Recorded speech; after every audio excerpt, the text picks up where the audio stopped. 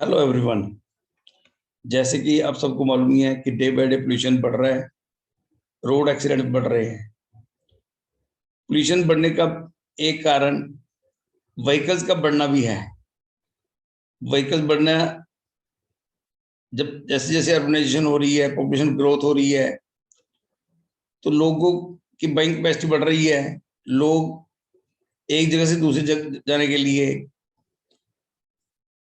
Government vehicles के बजाय personal vehicles पे विश्वास रख रहे हैं।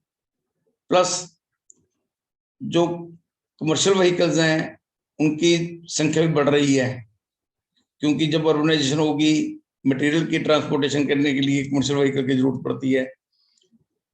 तो इन सब से पोल्यूशन फैलता है। अब कोई व्हीकल पुराना हो गया, उसकी वियर टीयर है, वियर टीयर से हम लोग इतने अवेयरनेस नहीं है, लोग उसकी प्रॉपरली उसकी मेंटेनेंस नहीं रखते, प्रॉपर मेंटेन नहीं करते, उसकी सर्विस टाइम पे नहीं करना, उससे फ्यूल की कंजम्पशन बढ़ जाती है।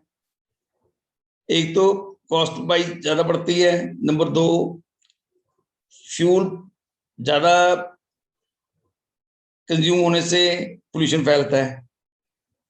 फिर डिफेक्टिव व्हीकल्स होने की वजह से रोड एक्सीडेंट हो जाते हैं, क्योंकि ब्रेक्स ब्रेक्स की प्रॉब्लम आ जाती है, स्टीयरिंग व्हील की प्रॉब्लम आ जाती है, टायर्स, अगर हम टायर जैसे टायर घस गया, उसको हमने बदला नहीं, वो फट गया, उससे एक्सीडेंट हो गया। नंबर ऑफ एक्सीडेंट ऐसे बढ़ते हैं। तो इन सब को रोकने के लिए कोई ना कोई प्रोसीजर अडॉप्ट करना चाहिए।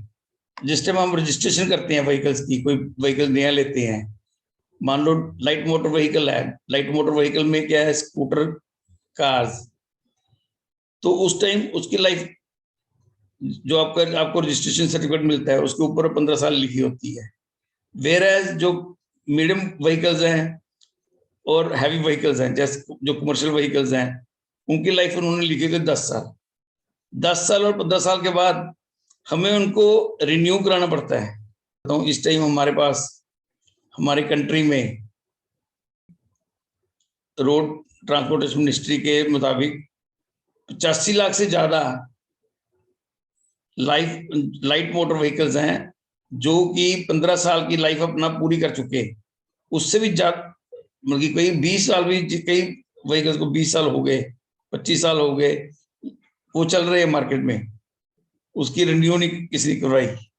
इसी तरह 17 लाख से ज्यादा ऐसे व्हीकल्स हैं जिनकी लाइफ स्पैन खत्म हो चुका, लेकिन मार्केट में चल रहे हैं, वो हैवी व्हीकल्स हैं जो।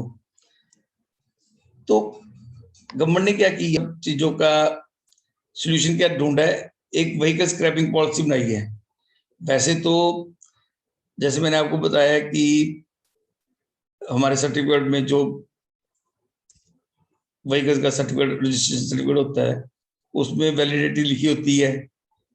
पहले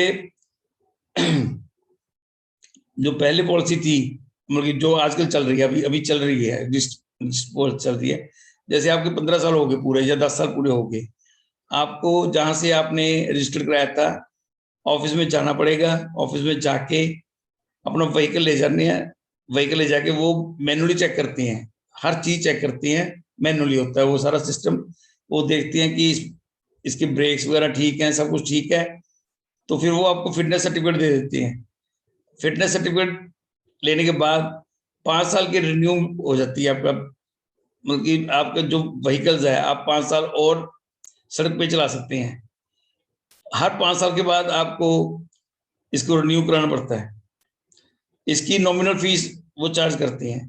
अगर किसी का सपोज कर लो अनफिट हो गया, तो जो जो उन्होंने डिफेक्ट बताया कि ये डिफेक्ट्स हैं, डिफेक्ट आपने रेक्टिफाई कर लिया, रेक्टिफिकेशन के बाद दोबारा आप वहां जाएंगे, जाके दोबारा उनके पास प्रोड्यूस करेंगे अपना व्हीकल, तो वो आपको फिटनेस सर्टिफिकेट दे देते हैं देखने के बाद सारा कुछ। लेकिन गवर्नमेंट ने क्या किया, ये प्रोसेस जो था ये मैनुअल था, इसमें गलती होने के चांसेस थे। फिर गवर्नमेंट ने क्या किया, नया रूल इंट्रोड्यूस कर दिया। जो नया रूल है स्क्रैपिंग का, उसमें क्या है, डेट जो लाइफ स्पैन है, लाइफ स्पैन वही रहे 15 साल और 10 साल। अब आपको 15 साल के बाद या 10 साल के बाद आप सेंटर में जाएंगे, उन्होंने डिफरेंट सेंटर्स बना दिए, स्क्रैपिंग सेंटर्स बना दिए, टेस्टिंग सेंटर्स बना दिए, वहां पर मशीनें लगी होंगी, मशीनों मशीनों के थ्रू ही आपकी टेस्टिंग होगी। पहले तो मैनुअल टेस्टिंग होती थी, अब मशीनों के थ्रू टेस्टिंग होगी। मशीनों ने हर एक चीज को मैन्युअली चेक करना है आपने, उसकी मैन इंटरफेरेंस तो रही नहीं, ह्यूमन इंटरफेरेंस जब नहीं रहेगी तो जो मशीन है तो हर चीज, जैसे आपकी अलाइनमेंट भी अगर बिगड़ गई गाड़ी की, हेडलैम्प की जो अगर अलाइनमेंट, अगर आपको लगता है कि हेडलैम्प सही नहीं है, ब्रेक्स का है, मेरा मतलब कहने का वो हर एस्पेक्ट के ऊपर फोकस करता है मशीन। जैसे मशीन की कैलिब्रेशन कर देंगे, कैलिब्रेशन करने के बाद मशीन ने हर चीज देखनी है आपकी, कोई हल्के से भी पॉइंट उनको नजर आ गया तो उन्होंने डिफेक्टिव दे दी, डिफेक्टिव लिखा गया। अभी इसका रूल में ये क्लियर नहीं हुआ कि आप सेकंड टाइम उस पर दोबारा जा सकते हैं कि नहीं जा सकते पास करने के लिए। अगर पास हो गया देन ओके, फिर तो 5 साल के लिए रिन्यू हो जाएगा। 5 साल के बाद रिन्यूअल के बाद वही सेम प्रोसीजर फिर आपको अडॉप्ट करना पड़ेगा। उन्होंने, लेकिन गवर्नमेंट ने क्या की है, जो नया रूल बनाया, नए रूल में जब आप 5 साल के बाद, 5 साल 15 साल के बाद या 10 साल के बाद रिन्यू करवाते भी हैं तो उसकी रजिस्ट्रेशन फीस बढ़ा दी उन्होंने, रिन्यूअल फीस बढ़ा दी, ताकि लोगों को डिस्करेज करें कि वो पुराने व्हीकल ना रखे, एनकरेज कर रहे हैं कि नए व्हीकल की तरफ जाएं। क्योंकि नए व्हीकल आने से क्या बेनिफिट मिलेगा, नए नए नए व्हीकल्स का बेनिफिट क्या मिलेगा एक तो गियर टीयर कम होगी, मेंटेनेंस का एक्सपेंडिचर कम पड़ेगा। फिर गवर्नमेंट ने क्या किया, जो कोई बंदा अपना व्हीकल स्क्रैप करवाता है उसको जितनी उसकी एक्स शोरूम प्राइस है, एक्स शोरूम प्राइस का 4 से 6% उन्होंने डिसाइड कर दिया कि आपको 4 से 6% उसकी प्राइस मिलेगी अगर आपने डिस्कार्ड करना है, डिसओन करना है अपने व्हीकल को, तो 4 से 6% आपको ये मिल गया। इन एडिशन टू दिस उन्होंने लाइट मोटर व्हीकल के केस में क्या करना है, 25% आपको रजिस्ट्रेशन चार्जेस के, जो आपके रजिस्ट्रेशन चार्जेस है उसको 25% डिस्काउंट दे रहे हैं आपको।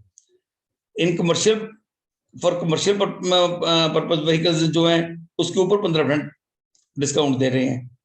साथ साथ साथ साथ उन्होंने कंपनीज को, जो मैन्युफैक्चरिंग कंपनीज हैं उनको भी ऑर्डर कर दिया कि आपने 5% एडिशनल बेनिफिट देना है, डिस्काउंट देना है 5%। मान लो किसी चीज की, किसी व्हीकल की प्राइस 10 लाख रुपए है, 5% एडिशनल मिल गया आपको। अब देखो आपको क्या बेनिफिट मिल गया, 5 और 5 10, 5 4 और 6 का एवरेज मान लेते, 5% मान लें, 5 और 5 10, 10 2-3% आपको, एक जो 2% आपको रजिस्ट्रेशन चार्जेस का पड़ जाएगा, डिस्काउंट मिल जाएगा, 11-12% आपको मिल गया। Plus in addition to this आपने नया व्हीकल लेंगे, नया व्हीकल में क्या है, आपकी जो फ्यूल की कंजम्पशन है वो कम हो जाएगी, वियर टेयर कम हो जाएगी, मेंटेनेंस कम हो जाएगी। फिर नई नई टेक्नोलॉजी यूज करते हैं आप, नए नए सारा सिस्टम नया हो जाएगा। इससे एक और बेनिफिट होगा, जो कॉस्ट ऑफ प्रोडक्शन है, कॉस्ट ऑफ प्रोडक्शन कम हो जाती है। क्योंकि जो पुराने व्हीकल्स है, पुराने व्हीकल्स एक जगह पे जब डंप होंगे, स्क्रैप करेंगे, उसमें से स्टील भी निकलेगा, रबड़ भी निकलेगी, कॉपर भी निकलेगा, अलग अलग डिफरेंट जो चीजें हैं वो रिसाइकिल करते हैं, उनको रिसाइकिल करके रीयूटिलाइज कर लेते हैं, कॉस्ट ऑफ प्रोडक्शन का फर्क पड़ेगा। इस सबसे इस बाकी तो देखेंगे आने वाले टाइम में इसका फ्यूचर क्या है, लेकिन लगता है कि लोग स्विच ओवर करेंगे, इस पॉलिसी को अडॉप्ट करेंगे।